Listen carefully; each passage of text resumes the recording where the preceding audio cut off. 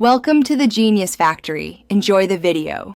In this video, I will explain how to charge your Ford Edge battery. First, always prioritize safety. Wear protective gloves and eye protection. Make sure your vehicle is completely turned off and the parking brake is firmly engaged. You'll find your Ford Edge battery usually located under the hood, often on the passenger side. Taking these initial steps ensures a safe and smooth charging process for everyone involved. Now, let's connect your battery charger. Take the red positive clamp and securely attach it to the positive terminal on your battery. Next, connect the black negative clamp to a clean, unpainted metal surface on the vehicle's frame, away from the battery itself.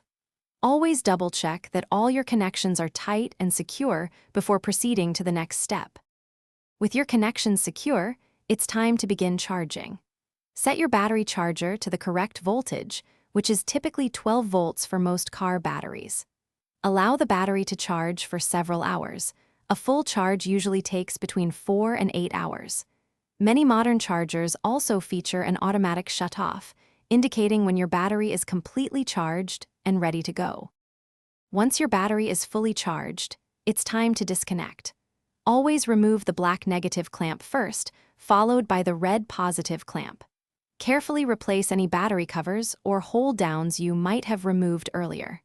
Finally, start your Ford Edge to confirm that the battery is now fully charged and your vehicle is running smoothly.